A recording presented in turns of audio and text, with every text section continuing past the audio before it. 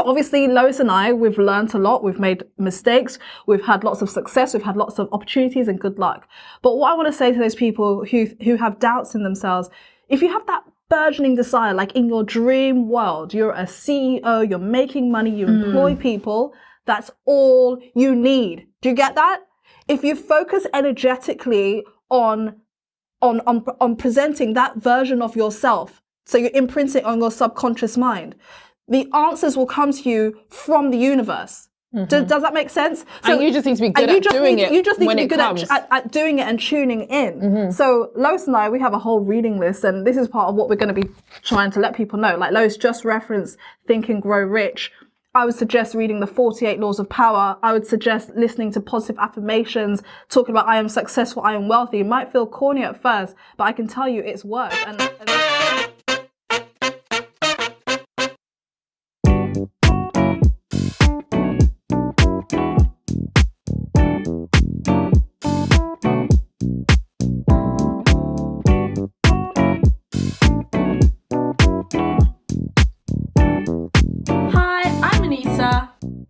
I'm Luanda Yasmin. And I'm Sophie Hannah, and I'm here to welcome you to episode 20 of Ethnically Speaking. And it's going to be a special one today. If you've been with us for a while, then you already know that we're usually three smart, curious, and opinionated, highly melanated women who represent the United Kingdom. But today, we are going to be joined by none other than Lois and Michela, sisters and co-founders of luxury confectionery brand Saint Aymes. Welcome to the show, ladies. Thank you. Hi, thank you. Nice to be here. We're so happy to have you. And if people don't know that much about Saint Aymes, what can you tell us a little bit about the brand? Okay, so Saint Aymes is basically a movement of beauty. We believe that beauty has the ability to uplift the human spirit, and that it makes us better and it makes us closer to, well, I guess we would say like the divine. The divine, really. And so we try to give people little interruptions of beauty in their everyday life by, taking something that people interact with every day and then just putting like a really ridiculously beautiful spin on it. So we started off with chocolate, and then we did the coffee shop, and next, I don't know. Next we'll see. Just whatever you interact with, we're gonna make it beautiful. We can't wait to hear what you got next. Don't give us away too much because we want to hear about it all in the show. And with the addition of these two incredible women, today we are 5 fabulous females who are going to be talking about everything and anything that affects our communities, from current affairs to pop culture and everything in between. As always, nothing is off limits, and we promise to keep it 100% real with you 100% of the time. So forget tiptoeing around issues and technically speaking, because today we're ethnically speaking. And first up, my love, is Luanda. Where are you starting us at today?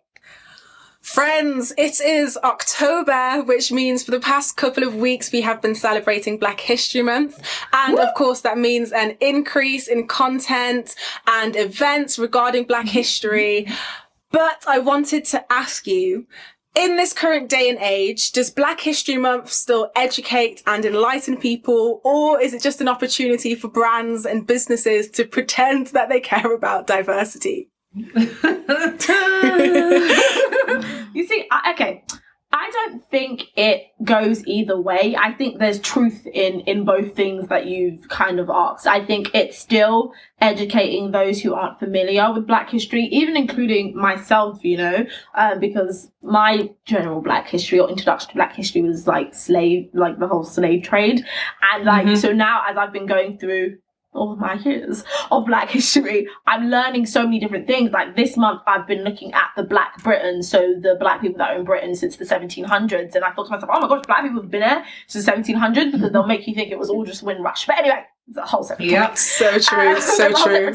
So I think it's still teaching us, whether you're Black or if you're not a person of colour, I think it's teaching us. Do I think people are using it as a gain? yes is the short answer. I think anytime there is a movement or there is a tension somewhere or a focus, I think Sir Capitalism likes to rear its ugly head, and people will use it if they can make it into a commodity, or companies will use it as a scapegoat. I mean, I don't want to talk too much, but I used to work for a company, and what they liked to do was, in the HR team, was to package up their benefits. But they would like take something that was the bare minimum, that didn't even really seem like what it was, and put it as a title to be like, this is employee benefit. So for example, they would give out like free fruit every week. So in the employee benefits, it said, oh yeah, we have a health and wellness program. And usually we think health and wellness, you're thinking private medical or gym and things like that, not free fruit every week. But it's how people dress it up. So companies, I feel like a lot of companies are saying, yeah, we do diversity and inclusion, and then they throw either like a Black History Month poster up, or they do like one or two events. So it's not real diversity and inclusion, it's just kind of like they're just trying to dress it up for their own gain. So that's how I feel. Yeah. Well, from my perspective of the capitalist's ugly head, it's sort of like, you kind of have to double think. We know you don't really care, and you know that we know that you don't really care, but show your colours. Do you understand? So at the end of the day, I think that just with gay pride and everything else, they're like, yay, we don't care if they don't care, because at the end of the day, who do you pay tax to? Do I love the Queen? At the end of the day, I pay my tax either way. So in a weird way, it's swearing fealty for the direction of thought that we as a society are going in. So I don't really care if your heart's in it or not. But to the people who want to be part of the movement for a good cause, the little 12-year-old who ain't thinking about it too deeply, it's enough that a big corporation is putting a black face in a campaign, and then the next generation will be more heartfelt and more real. Like for me now, in my generation, I have no problem with gay people. It's not a thing. Older generations, it was a debate. But for those capitalist people who were doing it back in the day, oh, we don't care about it. For me as a young kid, I'm like, yeah, this is okay. This is the way the world should be. So I think that's fine. I don't have to get them to fall in love with it. You're doing what I need you to do on face value, personally. Yeah, I 100% agree with that. I think that when they do their little broadcasts of, you know, Black History Month, it kind of just shines a light on them, and then now we can look at you since we were on your poster and say like, how's your diversity? So it's kind of good because we know the companies that are putting their hand up, and then we can follow up and see how the program's up. I'm less concerned with companies and Black History Month, and I'm more concerned with the school curriculum, because I think that that's really where it's at. Sure. Like, I completely regret everything. I would have rather they did not include Black history in my school curriculum for what they taught me about Black history. Black history in my school curriculum was just a chance to go on about the slave trade, the atrocious things that happened, the humiliation, and it was basically like being the only Black kid in the class whilst everybody spoke about how your ancestors were completely brutalized. To me, I just still remember it as a traumatic experience. And now when I look at Black history, we went to America. That's when I actually started to learn about more like just ethnically speaking history.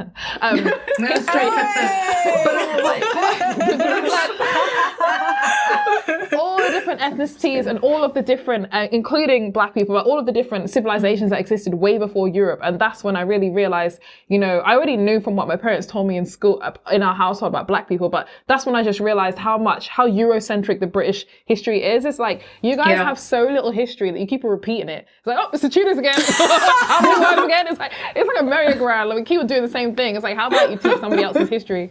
So I feel like in school, I'd rather they didn't touch Black history if they're going to just talk about slavery or how British people owned Black history. If they're going to talk about Black history, let's do it properly. And I think that Black people need to focus more on that, because we always saying, do Black history, and then we don't check to what they're actually teaching our kids, because half the time it's humiliating. Right. Do you know what? I'm a come in on that point, and I think that there is still definitely a need for Black History Month until we're willing to accept that there is no Black history, there is no white history, it's just history. We don't like to admit that what we teach in schools isn't history, it's white European history. That's what children are getting taught. And when you talk about it as just history, then it's like, well, we need to have this time where we actually need to focus specifically on Black history, because we've been kind of written out of it, forgotten about it. And you know what? The history isn't just about the Tudors. Black people have been in the UK since the 12th century, 13th century, but they're not going to tell us that. We were here before slavery even began. So I think that until we're able to accept that all this history is history, and that Black people contributed to the modern world that we live in. Like this whole country, the whole empire was propped up on the backs of Black people. Whether we want to see that as slavery, and it is a difficult and traumatic thing, but the reason why this country is the way that it is, the reason why the modern world is the way that it is because people came to Africa and looted it. So I think we definitely still need Black history, and what we need is much more variety, because I think it's only when you're getting older as a British Black person that you can really start to look into what is British Black history. Because a lot of the times what we're told is American history. African American history. Exactly. Always. Malcolm Yeah. X, Martin Luther King, Rosa Yeah. Parks. Without realising there were fights going on over here. There were protests going on in the UK. There were riots going on over here in the UK for hundreds of years of people trying to fight for their rights as Black people. So... yeah, I feel very passionate about this, I'm tired ladies. of Black history being a struggle. Like, I don't care that we came over here as slaves, because to me, let's talk about the fact that Black people are the first people. So if you see civilization, you see Blackness. So let's talk about how you guys learned maths. Let's talk about how you guys learned how to build things. Let's talk about medicine. I want to hear about that. Don't and then read if them, a honey. caveat into that, it's sort of like at this point, like the slave trade happened. It's about how they teach it as well. Well, it's sort of like what I found absolutely fascinating was I started to learn about the Moors. I was taking a trip to Portugal and I was like, I want to know about Portuguese history. One thing I didn't realize is the Moors from Africa, okay, ruled in Spain and Portugal for 500 years. I checked the timestamp on when their rule ended. Did you know only 8 years after their rule ended did the Portuguese go into Africa to grab slaves? So was that we just discovered African slaves, or was it revenge? It's all about how you package you better history. drop the knowledge But that's bombs. the thing, though. The Blacks that were first here in the United Kingdom weren't here as slaves. They were here as people just exactly that. living their lives. So I That's understand exactly what that. you're saying in terms of not just focusing on slavery, because I agree with that. I think that's why we can't rely on teachers at the moment to teach what's on the, not even in the curriculum, to teach, because at the moment history teachers can choose what parts of history they want to include, and that's why people are saying you need to actually put it on the curriculum. A certain amount of hours, a certain amount of time needs to be dedicated to other histories that aren't just white European, so that people can have a global view of what's going on in the world. So I definitely agree. I think I'm in the same I'm in the same boat as everyone else, because like history is naturally inclusive anyway, because we've all interacted throughout since the beginning of time. All history is naturally inclusive. We've all contributed,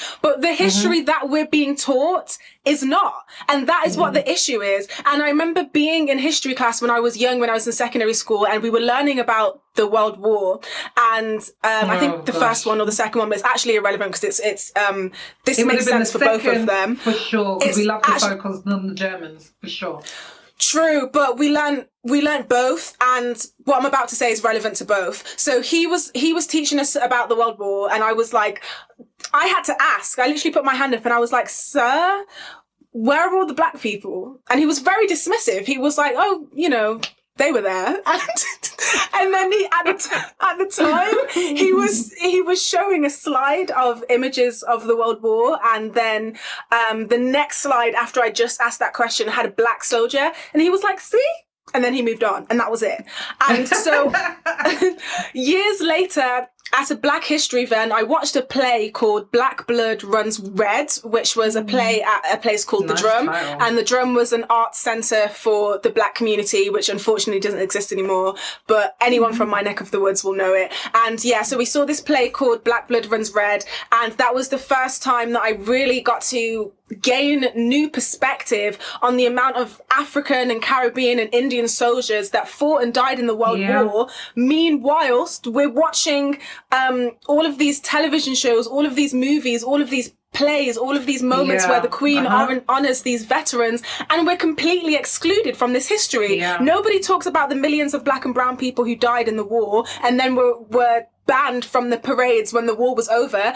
People act like this history isn't shared, and I distinctly remember a girl at my school who was telling me about, we were in different forms, and she told me about how when we had the 1 minute of silence, a couple of the Black girls in her class, we were young at the time, a couple of the black girls in her class were like sniggering, you know, when people just be silly because it's the 1 minute silence, so like, oh, let's be the class clown. So they were doing that. And she said to me directly to my face, and she was like, I just find it really disrespectful because we just ask for 1 minute and you guys get a whole month. Spicy. Look, the whole of the year is White History Month. This is one of the things that upsets me and that made me really think when we're talking about Black History Month. We make Black History Month like it's a time for Black people to remember and be aware of what Black people have done. No, this is a time for the whole of the country. And I think we put so much emphasis on Black people knowing more about our history. Then we're like, actually, this is a time for white people or Indigenous people to learn more about the contribution that we have made to the world as we know it. Because if we keep focusing on Black History Month being for us, it's going to continue to not have any purpose. I'll let you talk quickly. What kind of came apparently when you were talking about your teacher is, I think the issue, the tension is, when are we ready to be honest as a country? Because in order to teach Black history thoughtfully and correctly, England has to be ashamed and aware of the atrocious role that it played in getting its foot up on the world, right? And to do that, Mr. History teacher needs to look at his great-grandfather or the picture of Winston Churchill or that slave owner in the city square and go like, this is disgusting and terrible. And only once we've had that conversation, like Germany's had about the Nazis, that this isn't the way to do it, can we teach the history thoughtfully. But instead, it's like asking a Nazi soldier to teach Jewish people about themselves. It's just, he's not going to degrade himself or be honest and have a conversation that he hasn't necessarily had. So we're really asking these history teachers to do an evolution and look inside in a way that they haven't. And I wanted to add to that. I think one thing that Black people... we're getting better at it actually, and it's only about resources, is I've realized that other races and cultures mythologize themselves. So they paint themselves in the best lights. They have, okay, put it this way. It wasn't until like really long that half of the stories that I thought was Greek and Roman history did I realize was actually mythology. It took me so long because the mythology is weaved so imperceptibly into their history. You just think of them as this great nation. And I think that as Black people, as more of us become, I think we underestimate the arts, the filmmakers, the directors. These are the people, because people interact with stories. If I can make you feel something for a character, whether they're male, female, Jewish, Arabic, whatever, then you're in my shoes. And it's only when, you know, because anti-Semitism, for example, has been around for ages. First of all, when Jewish people got into Hollywood and they're able to tell their stories about this is what happened to us and it was disgusting, then we were able to put ourselves in their shoes. Oh my God, that's awful. And then we humanize them and then we bring them into how we would feel in our families. We're starting to do that as Black people, but I feel like we need to do that more. And also this is why, on another note, I think it's really, really damaging, though I love hip hop, I think it's really, really damaging the dehumanized dialogue we have about ourselves and about each other, because who wants to relate to that? Who wants to relate to all that violence and everything else? I love it, but we need to mythologize ourselves. Like Bollywood really does a really good sell, right? And you love it. I love the dance and everything. It's beautiful. But at the end of the day, they're not getting into all the grossness and the grit and the grime of life. How they treat women. Of all the stuff. It's all a love story, but it isn't really. So we need to start making love stories within our own cultures as well. And you guys don't think we have enough remakes of Roots? Already? Oh my gosh, you guys don't think we've seen this already? But this is what I'm saying. So like, what are you? I was gonna say, but this is what I mean. Like, what are we saying then? We're saying we need more slave films. We need more stories that people actually want to relate to. So that's the thing. Black people putting themselves in a picture where nobody wants to put themselves in the picture there with you. It's like Cosby Show. It's about things like that where people go, oh, I've got a family. Oh yeah, I can see that. Oh, you mean okay? I've got you because humanizes. Okay, because when you were saying about I can't even say the word anti-Semitism. It's like Semitism. No, but the thing is, that's the reason why Jewish people are more able to show the rawness of the Holocaust is because we all publicly have acknowledged that's some bullshit. And any Nazi that comes up, we're going to whack you in the face, like piss off. So the context is already laid out so that they can present the rawness. But if we're even still arguing whether racism even happens still, we're still on square zero. Do you know what I'm saying? I don't even think I don't think that's the issue, because if we are talking to people about slavery, you're not going to walk up to any white person in the world, even someone, I don't even want to name names, but even someone who is openly racist but still wouldn't consider themselves racist, and be like, you have to be very, very extreme for them to say, oh, I agree with slavery, I think slavery was a good idea. The problem that we're having now is that people see racism as the slave trade. They don't understand the way that all of those things that happened all of those hundreds of years ago are still manifesting in our lives today. And that's the issue that we're having in terms of the curriculum. Like, I think, Lois, it was you that said, I need to see more than just slavery with Black history, because Black history didn't begin or end with slavery. It was more like it was interrupted by it. There was so much happening. I agree with you on that. I really agree with you on that, but at the end of the day, we have to understand that for other people, they don't care. If you, no, they really don't. If you're a white male, this is so far away from you. Even if you're the nicest white guy, you're like, interesting guys. But unless they literally have like monetize that for me, like you know what I'm saying, friends, I'm like, they don't care. So it's sort of like, how do you get people to care? And I hate to say it, it's like, obviously, even as a woman, when I even try to talk to men, whether they're Black or white, about women's issues, it's like they're not interested. Someone just has to make me a sandwich comment, and you're like, do you know what I'm saying? So how do you engage the heart and the emotion to override the prejudice? And that's why I feel that movies and storytelling and music, it overrides it. And half of the reason why a lot of white people don't even want to be racist, because their favorite artist is Black. They want to imagine chilling with Tupac or whatever else. I'm just saying. I would say the thing that you're saying about the stories, like, I understand that, and I think as much as we don't want to talk about or harp on about slavery, when you see people from Bollywood or from Indian heritage or background, the stories that they have go back a long way, because they were able to carry down those stories through their culture.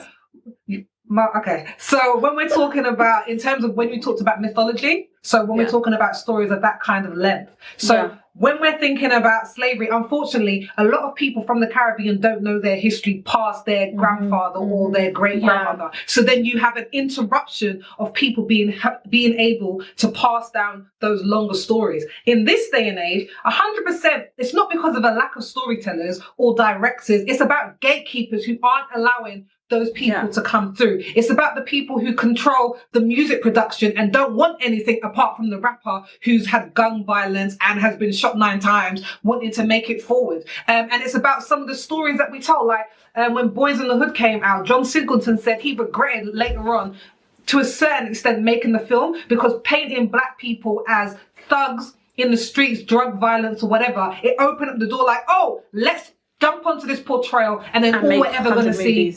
Exactly. So I think now when we talk about Insecure and we're talking about all these other things that are coming to the forefront, the doors are beginning to open, but it's not because of a lack of wanting to, it's because we haven't been the gatekeepers. But you know what it is as well, we're getting smart with our money. So now we're building our own studios, we're making sure we write our own content, we're making sure it's authentic, and I think that's because other people have paved the way for us. Yeah, exactly. I think we also need to be careful with the way that we're talking about portrayal, because I think a lot of the times, like for example, when that man who was I think he was a comic book artist, and that Karen was do you guys remember that guy? So the guy was a comic book artist. No, we've talked about him before. He was a comic book artist, and the woman, the Karen, had her dog off the leash, and then she called the police on him and pretended that she was being attacked. Okay, so when stories like that happen, people go into the background of this man, and who's like, oh, he makes art, he does this in the community, this and that. So what we do when we say, oh, we don't want to hear gun violence, or we don't want to talk about slavery, it's like we're dehumanizing ourselves by categorizing like the good Blacks and the bad Blacks. Like if you gangbang, do you see what I mean? Like if you gangbang, then that we don't want to see you because you just letting the team down. I kind of disagree, because every other race does that except for Black people. I think we need to clearly say, I'm sorry, every other race. It's like that person, it doesn't represent Indians, they don't represent Chinese people. We're like, we all Black, all the time. Go, Lisa, go. Just jump in, please. I'm tapping myself in. I'm tapping myself in.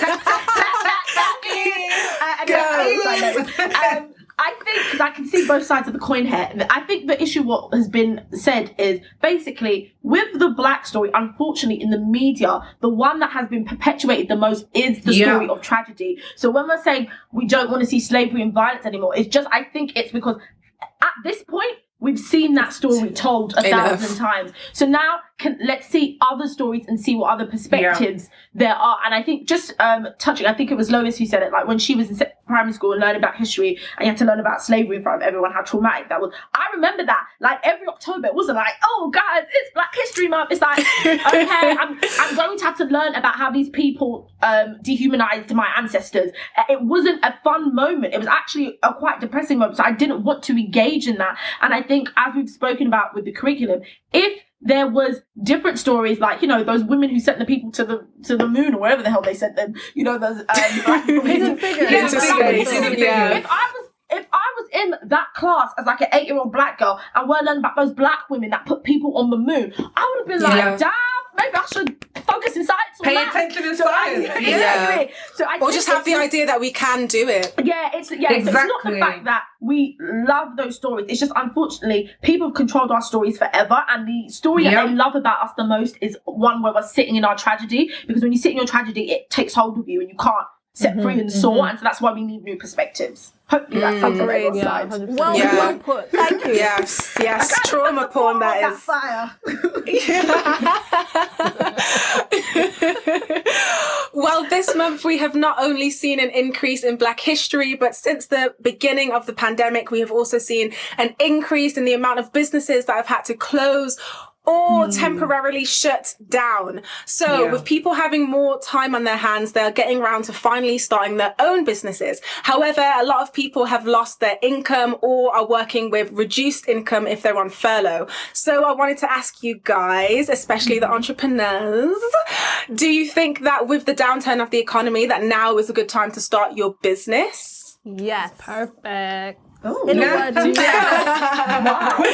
the reason why do tell is, do you have an option? I believe you've recently found yourself unemployed or without a little bit of extra coin. Now, you probably be going through your life thinking, God, give me a sign. Give me a sign. And all you kept on doing is having security and reasons not to leave your job. And here God comes and he gives you a real kick in the butt, opportunity and situations to do your own thing. At the end of the day, I think we all need to we have got so far away from the fundamentals of basic life, which is that you work if you want to eat. We're not made to have jobs with other people. The way that the economy used to be set up before is people used to have little businesses, they would look after their families. It was very much like a very simple system. People have got so far away from that you feel like if somebody else won't employ you to do what you can do, then what will I do with myself? My thing is, if you are the sort of situation where you're good enough at something to be employed, you should be good enough to apply that into something that you can do if your heart is so tickled. So if it's been on your mind for a while, now's the time, 100%. And I would add to that, in the Great Depression is when the biggest businesses that we know of today started their foundation. Research survivalist entrepreneurs, for example, all the big names. So right now it's opportunity. And guys, when you see all these big companies burning down, that's the little guy's chance to get ahead. Literally, I can't even, if you read Think and Grow Rich, all the people who wrote that book, and when they were going around, Carnegie was going around asking different people about how they made their money, they all made it in that era of when it was 1929 and things were burnt down and they made it to the top. And at the end of the day, black people keep going, it's not fair. Y'all took us from Africa, you made us work for free, and now we're here, and you guys keep on underprivileging us. And then as the slave masters' plantations burning down, we all sitting here so what we gonna do tomorrow? We got a job? No, it's perfect. Take over the plantation. Get in that house. That's your house. It's perfect. How do you expect to jump up if shit doesn't burn down? For real, I just want to know. People got so comfortable being fed 3 meals a day, and it's actually called prison. I got to ask you guys a question on that one. I got to ask a question because I understand that we're living in a time. We're living in a time now where the side hustle, entrepreneurship, starting your own business is big. But do you really think that everyone is out here made to be an entrepreneur? No, not everyone. Like, yeah, because if you're saying like, oh, people have been getting too comfortable in the way that it used to be is that people would have their business and provide for their family, but people need workers. Like companies, not everyone can be a boss in terms of the CEO. Not everyone wants to be. I feel like you'll know which one you are. Not everyone wants to be, but for those of you who want to be, if you've been having that on your mind, you should do it. And at the end of the day, yeah, there is some type of thing where I think everyone is trying to be an entrepreneur sometimes, and sometimes that cup's not for you. I think specifically for Black people though, we tend to be entrepreneurially minded because quite frankly, the corporate world will spit you out. How many times have you been spat out before you're like, do you know what? It would have been less risky if I just did what I was going to do 3 years ago, because you can't fire me. That's the whole, I can't fire myself. That's one of the whole reasons why we started working for ourselves. She was working in a professional field. Mm-hmm. She kept on getting fired. I was working in the professional field. It just didn't feel like a good fit for me. I just knew I wasn't ultimately going to be happy. And I'm just like, we lived in America and we saw the depression in America. Yeah, we were living there in 2008 when Obama got elected. We saw people living in nice crazy. houses, moving into tents, out of no fault of their own. And I was thinking, oh my if you can set your life up so perfect and it can fall down anyway, then may as well go for what you want. What you want to think about is when you get fired or when you hear what's happening with your job, how many people knew before you knew? How many weeks? Right. How many meetings before they told you? You're the last to know. Do you want to be the last to know for everything in your life? Like if you feel like that's not for you and that bothers you and it's always bothered you, now's the time. Oh, actually, for those of you that don't feel like entrepreneurialism is for you, that's perfectly acceptable. But I personally, I mean, obviously we're a family business. Yeah. I would love to see more Black family businesses. If you feel that you're not the one to carry the full weight, please be of service to somebody who's ready to make the moves. Because also when we're talking, sorry to throw back to Black History Month, what I realize about other groups of people is that they make sure that capital-wise, money-wise, who you messing with? You're not messing with them because they've got the money. Oh, those people run that part of the city. Those people run that part of the city. Black people have the opportunity to do it too. Nobody specifically loves all the other types of people, but we all know don't mess with certain types of people because they'll mess your shit up. You're never going to become an economic power if we keep on running to work for other people. Learn to trust your sister next door to you, your brother next door to you, your mother in front of you, your father behind you, before you're running out and trusting strangers. And this is the thing. So in conclusion, what our point would be, sit down, listen to yourself, what you've always known about yourself, which nobody needs to tell you. How have you always felt? Have you felt like you should have always worked for yourself? Have you felt like somebody who's quite comfortable with the stability of working for other people? Right. So if you know which one it is, if it's that you feel like you're comfortable working for other people, we'll start there, then make sure that you become a good employee. Everything that you do, make sure that it's excellent. Have pride in your role. Don't be getting too big for your boots, knowing full well that you don't want to be out there in the rain, dealing with everything coming at you. You love the security of having a job. Understand the person at the forefront, the CEO, is making decisions that are scary, that you don't want to have to worry about. Okay, so then be a good soldier and have pride in that. Similarly, if you're going to be an entrepreneur and you've stepped out in the front and you want to be on the front lines, be a good leader. You're responsible for your employees. You're responsible for thinking ahead of other people. You need to work triple time, hard time. You'll be taking risks. And if just basically everyone needs to know their role, play their role. But if you've been somebody who's a secret general in the background, working as a soldier, and now the time's come where the battlefield is clear and you can come out and lead for God's sake.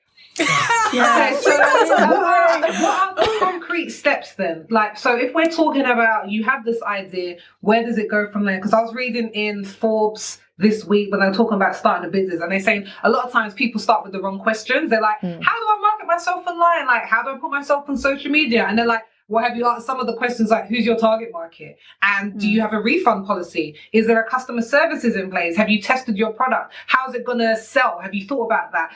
Who is your competition? So what would you guys say are the things that you need to be thinking of once you've decided it's time for me to start? They're going to hate us because they're going to really hate us. We really we never do any of that. We started. Tell us the tea, honey. We always throw ourselves right into it because we believe in energy, and I believe in positivity, and really at the point where inspiration hits, you need to just trust and go. Okay, people are too busy trying to intellectualize things. At the end of the day, you can't know everything. You're not going to know anything. By the time you run around trying to figure out who's your competition, then you start forgetting what your idea was in the first place. All you need to do is, whatever the product is, find a way to create a prototype, then find a way to photograph that, Wix website, build yourself a little brand, a little website thing like that, put it out there, see how people feel about it, and see what comes to you. Yeah. You literally, as you put it out there, that's when you'll get everything feedback. People will ask you, the first few customers will be test dummies. They will be. It'll be like, yo, this sucks. You'll be like, yeah. But you know what the funny thing is? You can come out with the most perfect thing and people will still say it sucks, you know, and then you'll have to go and fix that anyway. Yeah. You just need to get it out there. Can I quickly ask, because obviously we're talking about businesses and things, I'm just thinking from you lot who own a business, from your perspective, with a pandemic going on, do you think there's an element of, for those who are new business starters, making a product or a business that is diverse enough to withstand a pandemic? Because how are you sustaining your, I don't want to be in your business, well, how are you sustaining yourselves during the pandemic, I guess? I wanted to know that as well. Like, how do you adapt at this time? How do you adapt? How do you business to fit the pandemic? In order to really explain how we've managed to survive, you just have to understand our principles. So I hate selling things. So that's one thing. Everyone would say as an entrepreneur, you'd be good at hitting the phones and forcing people to buy stuff. I hate it. So what we decided to do is create something that's so good that you want to come. I don't even sell it to you. You want to come. It's you. You did it to yourself. So you really have to try to create something that is genuinely just hard to say no to, I think. Okay. And I always think you should take the time to find that extra bit of quality. So for example, if you're coming up with skin creams, why do you want to come up with skin creams? Well, I've always said eczema. Okay, so this needs to have natural products in it. Okay, well, why don't you just go ahead with a sustainable products brand in it? Okay, cool. So you've got a reason. And if you do it full along the product line with truth as to why you felt this is good and it's actually quality, when it comes to sell it, and if it actually works for people, it's going to be a lot easier than if it's just some kind of rubbish, right? So I think that makes it a lot easier. So for us, we created something which people definitely see as a treat for themselves. They definitely see it as something that they look forward to, which meant that after lockdown, everyone's like, that's not my birthday. That's heaven. That's a goal for me. So whilst everyone else is fighting to get the commuters who don't exist anymore into their coffee shop to pay overpriced coffee to have it in a paper cup and for sit some on hard pumpkin wooden spice seats. latte. Do you know what I mean? That was always a scam, but it's really looking like a scam now. And we used to always say, didn't we, Kayla? We want to make our business recession-proof, because in a recession, you've got one last coin. What you got to do? Now, I think about myself. I've always said this. Listen, if somebody told me, you know, Lois, you've only got a few weeks to live, whatever, I would rather live in absolute luxury and die sooner than drag it out and live a miserable life. That's just me personally. And there's loads of people who are like me. And I think that's a big thing as well. If you're somebody who wants to do something, believe that you're a profit for your time. Whatever you feel is pressed upon your heart, there's 1,000 people who feel that way. You really need to trust and believe in your own source. Don't go around to your auntie. She's not you. The people who are like you may not even be in your town. You know what I mean? Right. But there are people like you for this specific product and things. So we've been doing really well. There's been people coming to the shop. They've been booking. We've thought about how we could make sure that where the weaknesses were, which is that people, sometimes they book and they don't turn up. So we made sure people book and they pay in advance. Now nobody turns up. No refunds, because you know it's COVID. You know things can be cancelled last minute. I'll reschedule it for you. I'm not going to be refunding money into that's just not going to happen. We cut that conversation and everyone understands that that's up front. And then you just keep on pressing on. And that's another thing as well. I can rant forever, sorry. Being overly good in your business, trying to be too, some people just, some people really just will abuse you as a business person. And don't forget, at the end of the day, it's a business. So as long as you're being fair, you don't have to be a saint. This isn't a charity. Too many black people start businesses, want to make it a social enterprise. Listen, honey, enterprise yourself first. Get yourself together first. Yeah. And then you can look about that. Profit is really hard to hold on to. You need to keep yourself safe in these times. So it's important that you really make sure it makes sense. And I wanted to say on this topic as well, because I think I understand that for people who have a business mind, that they need to think about the economic climate. But I actually think that people just need to really be a little bit more honest with themselves, because there's a difference between taking steps because of caution, because of the current times that we're living in, and taking steps because of the fear of success. And I feel like people actually just need to sit down and have a conversation with themselves and differentiate between those two. And for anyone that doesn't know, the fear of success might look like a mixture of procrastination and insecurities and things like that. But the day that you start something is not the day that you're successful at it. So what I believe is that whatever you learn on your journey, even if they come in the form of setbacks. Whatever you learn is the qualities that you need to progress to the next stage. But people are too scared of starting. But if you don't ever start, you're never going to succeed, you know? But for That's you so two, true. have you speaking ever... a word into my life? I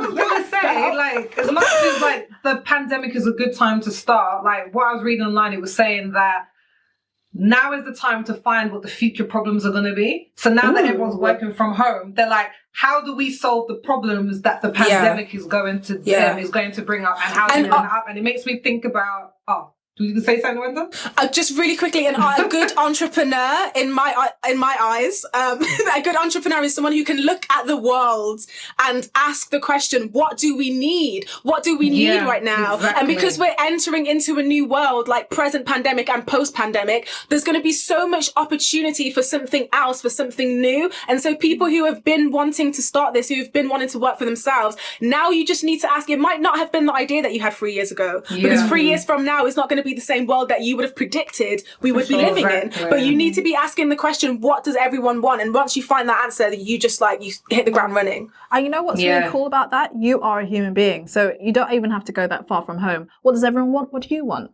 And it's really right there. And also, I just wanted to say, okay, so obviously Lois and I, we've learned a lot, we've made mistakes, we've had lots of success, we've had lots of opportunities and good luck.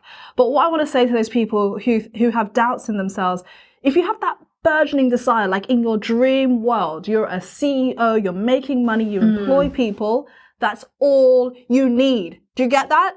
If you focus energetically on presenting that version of yourself, so you're imprinting on your subconscious mind, the answers will come to you from the universe. Does that make sense? So, and you just need to be good at doing it. You just need to be good at doing it and tuning in. So Lois and I, we have a whole reading list, and this is part of what we're going to be trying to let people know. Like Lois just referenced Think and Grow Rich. I would suggest reading the 48 Laws of Power. I would suggest listening to positive affirmations, talking about I am successful, I am wealthy. It might feel corny at first, but I can tell you it's worked. And this is the thing. You're kind of raising your vibration to meet what you're going after. So you don't need to freak out if you don't have that winning idea. As long as you have the image of yourself as a success, the idea will come to you. The opportunity will come to you. People who want to help you will come to you.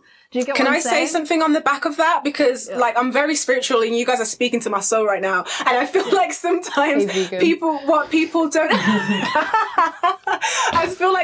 what people don't understand is the difference between inspiration and inspired action. So when you feel inspired, you need to act through your inspiration, and that's the difference between acting because you think you should be doing something, and we live in a capitalist society, so our brains are always telling us there's always something more, so we're always doing something. But we can do, sometimes I spend my day, maybe I might do 20 things in one day, and then towards the end of the day I feel inspired to do something else, and then that last thing that I do before I go to bed was the most meaningful thing that I've done, even 100%. Though I've tried to be a machine and work since 9 a.m. and do something because I'm trying to create this life for myself. But you're not going to get there until you're acting through inspiration. And another thing that I wanted to say is that people always think of the bigger picture, which is fine, but we think of it a little bit too much, because one, it disallows us to be present, and the other thing is that something like an analogy that people use all the time, they always say,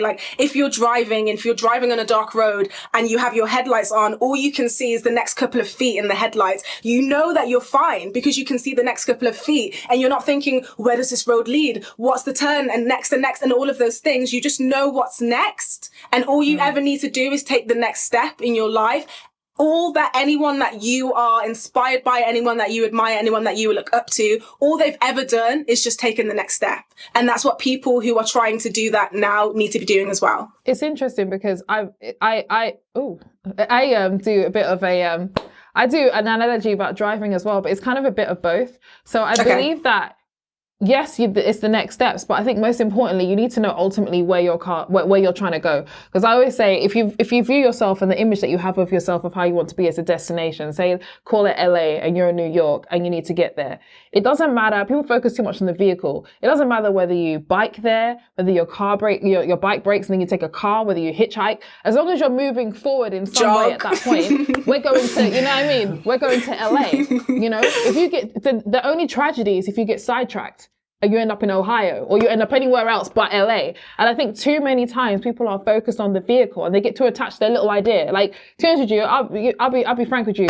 I study fashion PR. We now own a luxury cafe. I brought as much fashion as I can into that. Do I think this is the last place I will end up? No. Am I particularly inspired about where I am right now? No. Like, I'm an artist. I create stuff and then I get bored of it. Everyone's like, oh, what are you guys doing? I'm over it already. Like, what's next? You know what I'm saying? But the point is, but that didn't stop me from giving my all to what I've done here and giving my all to everything I've done before. And I know ultimately I'm moving into the version of me that I want to be. And so there's never really a failure until you're dead. Like, you know, it's just steps to get where you're going. And because I think the universe works with us because we really love and respect it. Like, if I've got a view of myself and where I want to go to, and it knows we listen.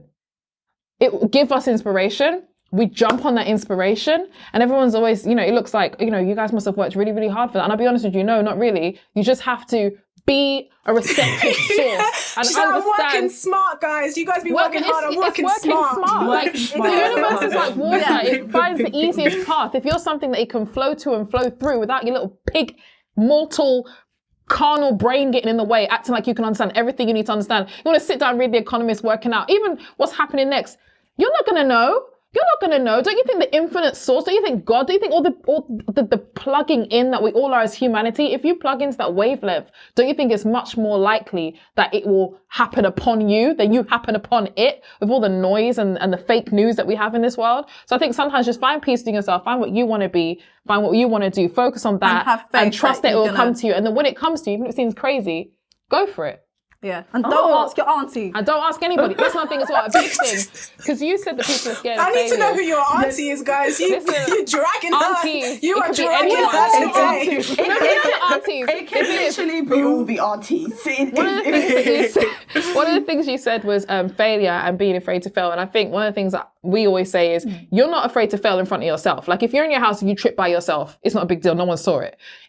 Think about who it is. If it's that rapper. Think about who it is if you told that you failed is going to go, well, yeah, I mean, does it pay the bills? That friend, stop talking to them. Cut them out. We cut out and stopped talking to everyone. Nobody knew what we were doing except for us because everybody else has weird, they're projecting onto you what they think. So that's true. Without that, you'll find that it's actually not that big if you fail anyways. Like, who saw it? Nobody. Yeah. See, failure is all relative, and make sure you keep your energy protected. Protected. Oh, sorry, my words are getting fumbled there. So make sure you keep your energy protected. So guys, if you've liked what you have seen so far, don't forget to give us a like and a thumbs up, and make sure wherever you are watching or listening, you also subscribe so you do not miss a thing. So far, we have spoken about Black History Month and whether we should still be teaching it and still celebrating it. And we've also spoken about whether you should open a business during a failing economy. So obviously we can't go throughout the show without speaking about something that's affecting our beautiful Black people currently in Nigeria. So Nigeria's Special Anti-Robbery Squad, also known as SARS, was set up in the 80s to combat a rise in violent crime. Yet stories of SARS officers harassing, assaulting, raping, unlawfully arresting, extorting and murdering citizens have widely circulated for years. Now, the EndSars movement is calling for an end to police brutality in Nigeria, with protests gathering momentum ever since a video of officers shooting a man dead went viral a few weeks ago. So the Nigerian government, they have said that they're going to disband SARS, but this is the fourth time they've said this. And they're basically saying the officers will be redeployed to another area of the police unit. Currently, peaceful protesters are being met with increasingly bloody violence from police that has left many young Nigerians dead. So what systemic changes are needed to put a permanent end to police corruption and brutality in Nigeria? I know that's a heavy question, but what do you guys think? I think think this is a really tough one, and I think that, like, seeing what's going on in Nigeria, knowing that it's been going on for decades, has just broke my heart. And seeing that they're only really getting a light and a camera to it at the moment because of social media, basically. Because when the government's talking, they're saying that, oh, there were no deaths, nothing's going on, blah, blah, blah. But I don't really know how much systematic change can happen in Nigeria, if I'm going to be honest. And that's my honest opinion. And it's really difficult to say because I don't want to make it come across as if I don't care what's going on. But Nigeria, and I hate to say it, was a colonized country. What they've learned about how to run their country, this kind of dictatorship, ruling it through violence, all these different things, they learned this from the people who used to run their countries like that, who have handed it back over. And what we're now seeing is them running a country according to what they have been taught is how you run and keep things in line. And I think that I don't see how much systematic change is going to happen when it's not going to benefit people who want power and want money, because it's working for somebody.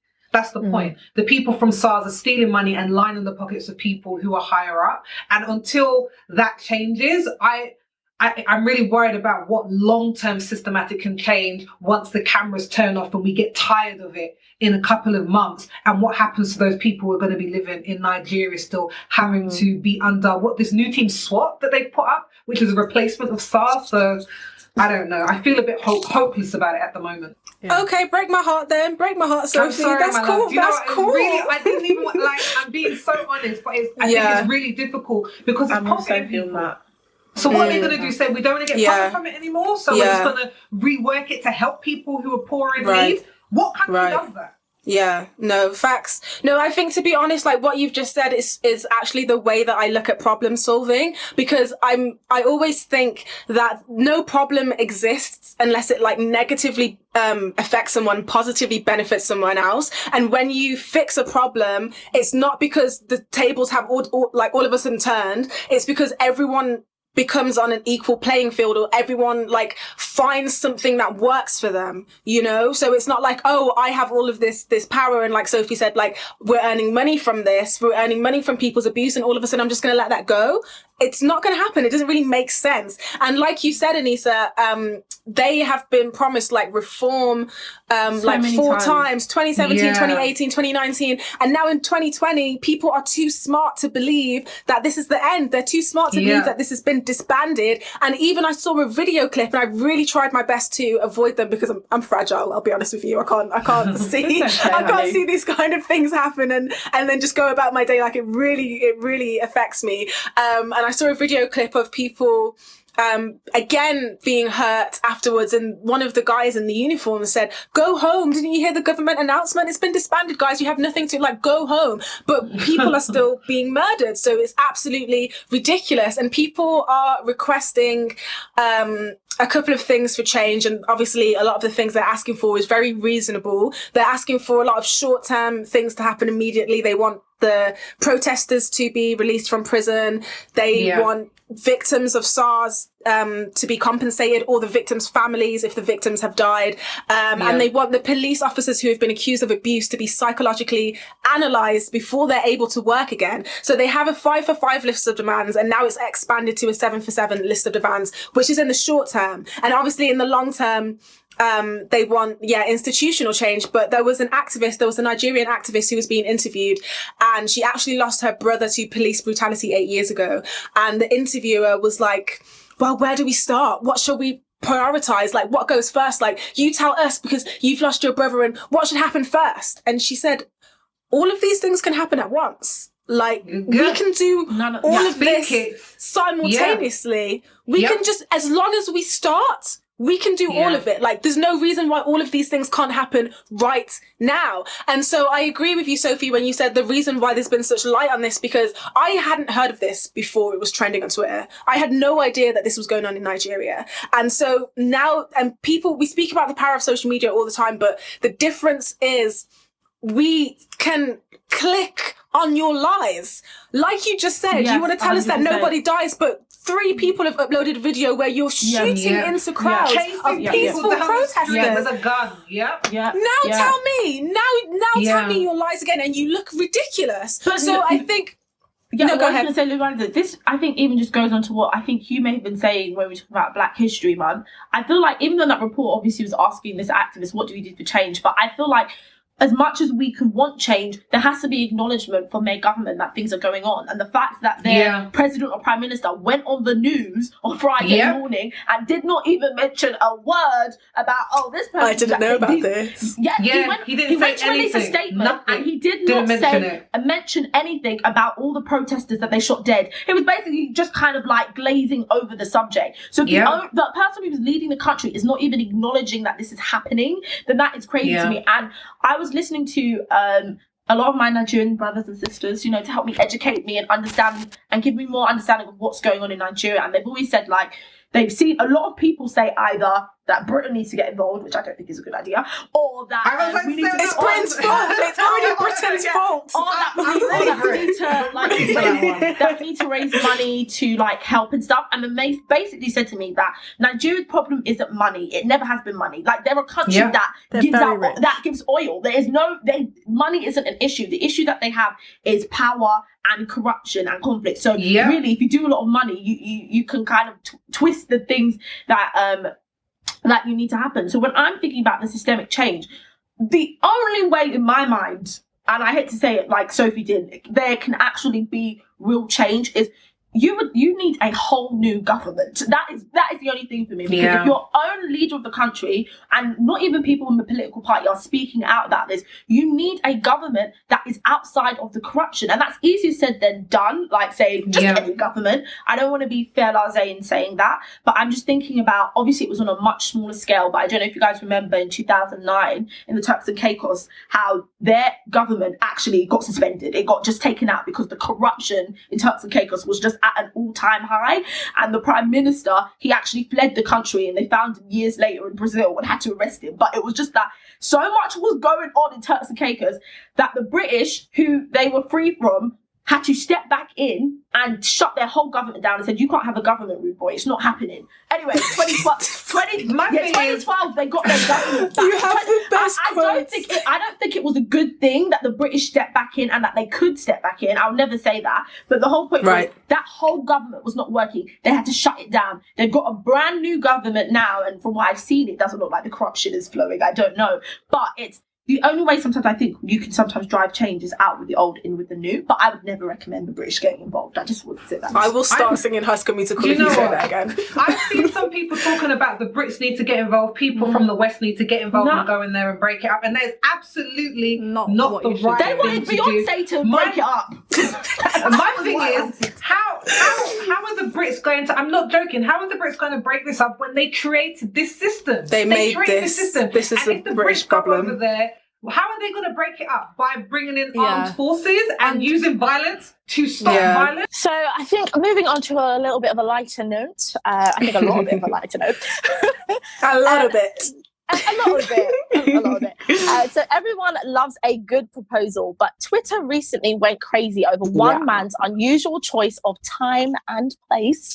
So in the viral video, a bridesmaid is seen waiting to catch the bouquet at her friend's wedding, only for the bride to walk over and turn her around to see her man down on one knee with a beautiful ring. So the bride was obviously in on the plan. Would you let a friend propose to their partner at your wedding, or would that be stealing your thunder? I saw this video and I loved this video. Honestly, I did. Like, you guys know me. Of course you guys did. know me. I'm a little sap. Like, I love this stuff. So I think the key thing to remember is what you just said, Anissa. The bride was in on the plan. Like, if someone came to me who was the partner of like one of my, like, if you're close enough to be in my my bridal party, you're either my sister or my best friend. So if one of those people's partners came to me and said, I want to plan this proposal. It was at the end of the wedding. Everyone's enjoyed their day, and this is just like the icing on the cake. Like, I think it's really beautiful. However, what we're not going to do is surprises. Okay, we're not going to be doing. We're not going to be doing unsolicited proposals on my wedding, when I've just spent however long planning this day, down to the tea, down to the guests, down to the colour scheme and the table and where we're going to be and how much everything is going to cost. And then you think instead of making a speech for me and my new partner that you're going to propose to your, you know what I will do? Okay, if you do that to me, I will wait to your wedding and pretend as if I'm giving the toast and then announce my pregnancy. Do not try me, okay? I never thought you'd be that person. I will do it. I will do it. I thought you were going to be happy for someone to come in and share the love on your love day. If I've consented to it, fair enough. if I can be involved, I think it's a great thing. Like I said, like I love the video, and if it's someone that close to me that I love, like I would love to share that day with you. It's just it was a great moment. Like I loved it, but I think like, why are you doing it without asking me? Why? Yeah, I think for me, as long as you do it after the ceremony and the toasts, I'm kind of open. Even if you don't know? No, like, yeah, actually. Once the ceremony's done and the toasts are done, I'm going to be like, no problem, we're going to be dancing. If in the middle of the dance where you want to propose, I don't have an issue. Doing it before the ceremony, I'm just kind of like, no, but seriously, I haven't even walked down the aisle yet. And you're trying to secure a partner? Like, I'm not here for that. I went doing the toast. Exactly, you're right. I let the toast focus on us as a couple. But generally, I think once that's all done, I think we can get so caught up in being a bride and on the day, and it's my day. And it's easy for you to say, Sophie. You've already been married, and you've already had a good wedding. You've already had a good wedding. Yes, I've already had a wedding, but we were very focused on guest experience. Like we weren't. Some people are very focused on we want what we want, and we don't care what. We weren't like that. We were just like, when we had like a food truck come in the evening. So after we had the main meal, we then had a food truck of burger and chips because I love burgers. So it was like these gourmet burgers that were made. And like my husband was just like, can we make sure we get gluten rolls? Because some people are gluten. We need to have a veg dish. We need to have a meat one. We need a fish one for the vegans, the pesca. Like we were very much up on the guests. So for me, yes, I've had the wedding, but my wedding is nothing without the people that I love having a good time. Like people were like, I don't care if people have a good time. I did. Elope them. Don't invite me and make me suffer at your wedding because there's no food. So right. I feel like I heard Luanda and I heard Sophie. And I sit in the happy medium. I do not even sit at the medium, girl. I think I don't even think I'm near the fence. I ain't even playing in that garden, honey. I'm at home. Okay, because with or without consent, it's just a no. Like if you asked me, I'd have to politely decline because it just it would just be an absolute no. For me personally, right? I only have this one moment in life. If this is the man that I want to be with the rest of my life, this will just be our one moment, the wedding, our one moment. You have every waking moment of your life to propose to this woman or this man, whoever's doing what. And it's like, why would you choose out of all the moments of your lifetime, my specific one moment? I'm only going to have the one moment and you have a range of options. Why is it that it needs to be at mine specifically? So for me, if somebody asked, I said no. If I saw someone doing a surprise, that someone looked like they were about to get on, to push them over because they're going to get up and you just like kick them. I would slightly call security. So no one politely calls security. Yes, I politely call security so they can escort them out. Now, if security are slow to move and this person's already proposed, what I would then do is, after the wedding, visit them, give them an option. I have visit them in jail. Choose. Do you want the brick in your car or in your house window? Because clearly everyone wants to move mad, so I will start to move mad. That is what has to happen. But this is why I've always said to you guys, you're going to elope. I've always said to you, I'm going to elope. I don't want people at my wedding because there's no reason for them personally, for them to be there. Like, it's just me and my husband. I want us to be solely focused on just us. On each other. I don't need anybody else there. And I've always said that. What about the priest? Is he allowed? The man that wants that energy. I hope you meet the man that wants that elopement. I think she's met them and she's turned down. She's met several and she's turned down proposals. Like, you're joking. No. You're joking. But people quite clear. People want to do it at a wedding because everyone, it makes everyone reflect on their serious relationships and makes people. Do it on the car ride home. Don't do it in my wedding. You have a choice there. Don't. You wouldn't do it. You wouldn't do it at your friend's graduation day. You wouldn't do it at your friend's funeral. You wouldn't do it at the birth of your friend's your friend having a baby. Guess why? Because these are all your other friends' moments, and these are big moments. It's not acceptable for you to do that here, but you think it's acceptable to do it at someone's wedding? That doesn't make sense to me. No. I think it's weird to want to do it, but I wouldn't really mind if somebody did it. But I agree with you. I think what you said about, obviously, if someone does it for the ceremony, then you're mad. Like, that's just, let me sit down first. But then as far as, I don't know why you would want to propose at a wedding or be proposed to at somebody else's wedding. It's a weird, like, let's check him out first. Like, why? Why is this all, I mean, this man is lazy. He's like, oh, you got the flowers, you got alcohol, you got people here, like, let's just, no. So for that reason, yeah. But also if it happened, I wouldn't mind for myself. I'd be more concerned as to why this man is so lazy. I agree with everybody. There's no You're whispering in his ear, like, leave him, sis, leave him. Yeah. So like, well, it's just kind of, I agree, 100%. It's a weird thing to want to do. At someone else's wedding, there's no I think I understand. No, but I think it makes sense because when you are at a wedding, you start to think about long-term relationships and lifetime commitments, and it's a celebration of love. So everyone is already feeling good, and people are looking, at the couples like, I can't wait till I find my person. And then, if you're already in love with someone, and they're like, well, hey, I want to have this with you, and like our memory. I understand that, Lawanda, but this person actually brought a ring with them to the wedding. Like, this was like, if you're going to propose at a wedding, it's not something that you're doing on the spur of the moment. Like, if you thought about bringing the ring, I could understand. Yeah, but that's why I'm explaining why. I want to be that, because we know that's what weddings do. But yeah, that's exactly what I'm saying. Because people know, like Anissa's saying, why would someone want to do it at a wedding? But I'm saying it's because we're already like in the mood. Being in the mood and bringing the ring along because you think now is the perfect time. Presuming that you will be. Things. Whoa, no, because you're presuming that's how you're going to feel when you get to the wedding because it's a celebration of love. But you still feel like that after the wedding. About the question, my love.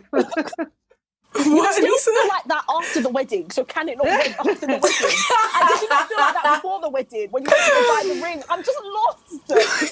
It doesn't make any sense. It's a selfish act. I don't. I hear your point of view. The only reason why I said like I wouldn't stand for it if it wasn't if they didn't ask me is because I've seen so many movies where it's been like the frenemy that's been like, you're not having your day, and guess what I'm gonna do? Propose to my girlfriend. You know what I mean? That's the only reason why. It's true. Yeah. I'm not for it.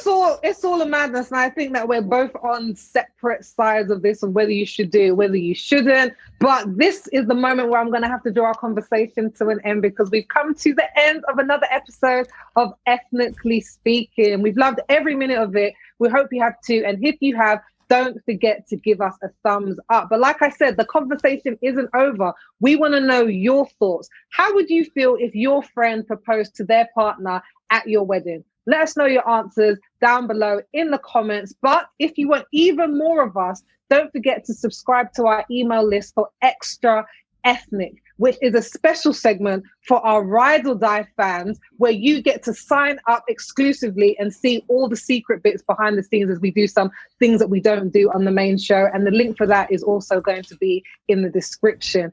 But I also want to say thank you to our fabulous guests who have joined us, Lois and Michela.